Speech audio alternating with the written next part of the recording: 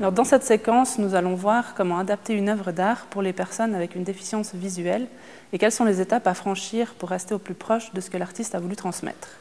Je suis Aurélia Esler, je suis assistante doctorante à l'Université de Genève dans la faculté des sciences de l'éducation et de psychologie. Ici, je vais vous montrer une œuvre de François Didet, Le glacier du Rosenlaui, qui a été peinte au milieu du XIXe siècle. Cette œuvre est présente dans les collections permanentes du Musée cantonal des Beaux-Arts de Lausanne et je vais vous la décrire brièvement. Alors, au premier plan, on voit un torrent déchaîné au milieu du tableau. À gauche, il y a un arbre arraché et à droite, des petites chèvres. Les tons sont chauds, de couleur verte et brune. Au deuxième plan, il y a une forêt de sapins et de rochers. Au milieu, c'est très foncé, donc on ne distingue presque pas ce qu'il y a, ce qui contraste avec le premier plan. Au troisième plan, on a le glacier avec deux montagnes de chaque côté.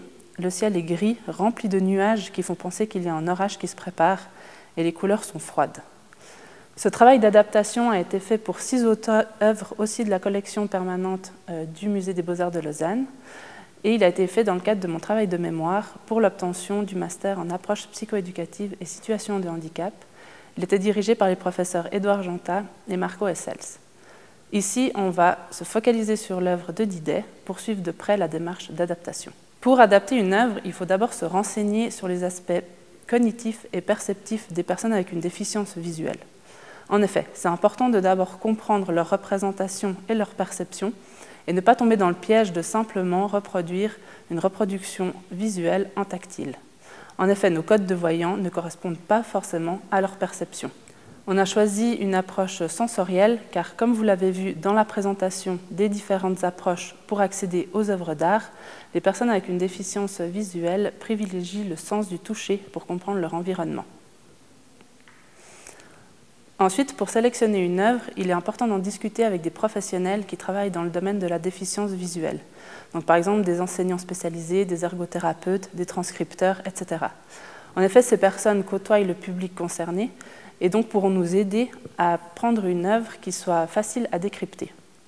Par exemple, dans cet exemple qu'on vous montre du tableau de Charles Gleyre, La bataille du Léman, il y a une multitude de personnages dans des positions différentes et ce serait beaucoup trop compliqué à adapter, en tout cas tactilement.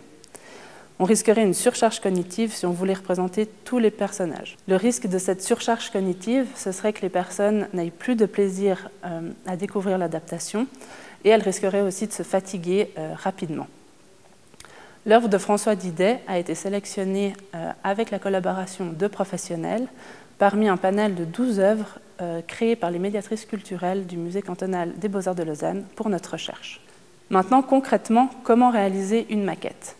Alors, il y a très peu d'études qui se sont intéressées à l'adaptation d'œuvres d'art pour les personnes avec une déficience visuelle, mais il y a un auteur, Bizy, qui s'est intéressé à adapter du matériel pédagogique pour ce public. Donc, il annonce plusieurs principes à établir pour créer une maquette et je vais vous en annoncer quelques-uns. Premièrement, il explique que la couleur est importante lorsqu'on veut créer une maquette parce qu'il faut prendre en compte aussi le public malvoyant et dans une démarche d'inclusion, il faut aussi prendre en compte les voyants. Il explique aussi que le bon format est important. Pour lui, le bon format, ce serait 30 cm sur 30 cm, ce qui correspond à la distance des deux mains mises côte à côte. Et finalement, il explique que pour éviter une surcharge mentale, il est important que le relief soit bien marqué, surtout s'il y a des détails sur la maquette. Une fois qu'on a choisi l'œuvre à adapter, il est important, mais pas facile, de faire l'exercice de se décentrer de nos concepts de voyants.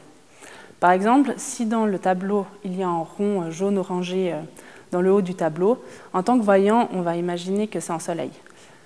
Et pour les personnes avec une déficience visuelle, ce ne sera pas forcément un soleil si elles devinent un rond dans le haut du tableau. Donc pour l'adaptation, on peut garder cette forme de rond, parce que certaines personnes auront appris que le rond, pour les personnes voyantes, c'est le symbole du soleil, mais il faut aller un petit peu plus loin dans la démarche, et par exemple prendre une texture qui retiendrait le chaud, comme ça on va vers une sensation connue des personnes, comme quoi la chaleur est égale au soleil. Maintenant, on vous montre l'adaptation finale pour l'œuvre de François Didet. Donc, comme c'est un paysage, on peut aller chercher le matériel dans la nature.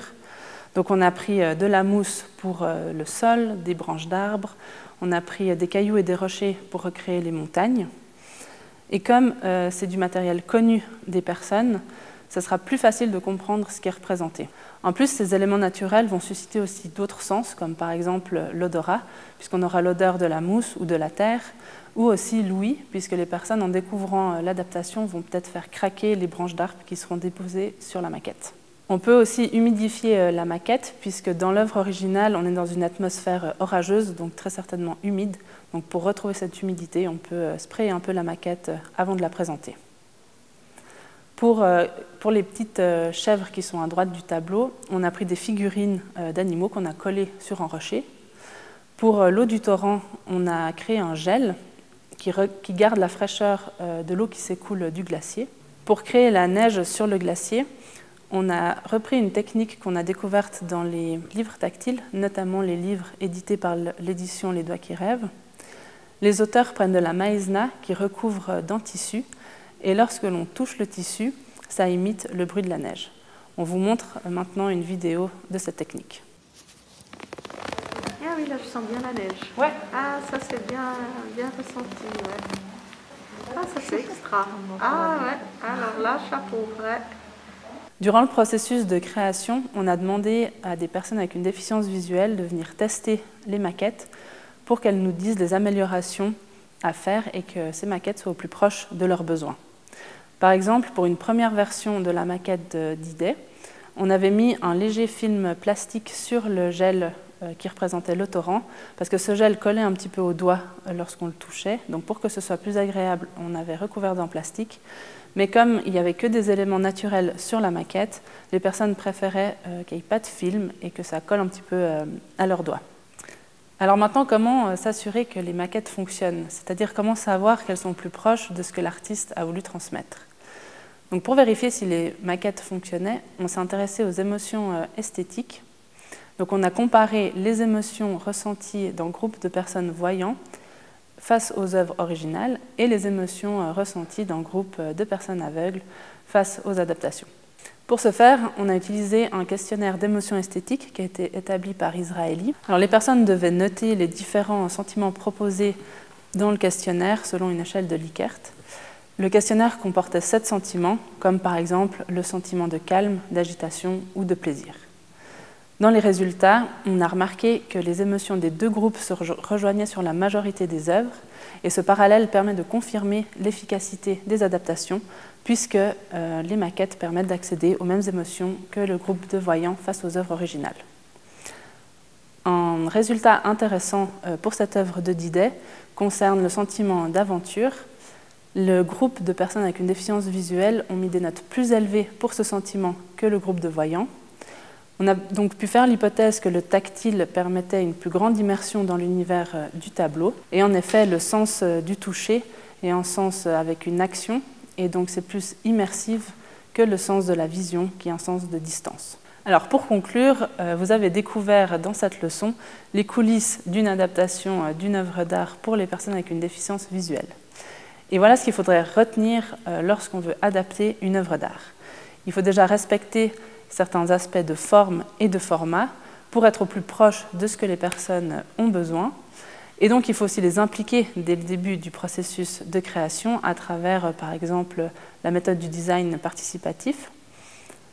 Il faut aussi penser à se décentrer de nos codes de voyants et se renseigner sur leurs aspects cognitifs et perceptifs. Il ne faut pas hésiter à utiliser tout un panel de matières et de textures différentes pour créer vos maquettes.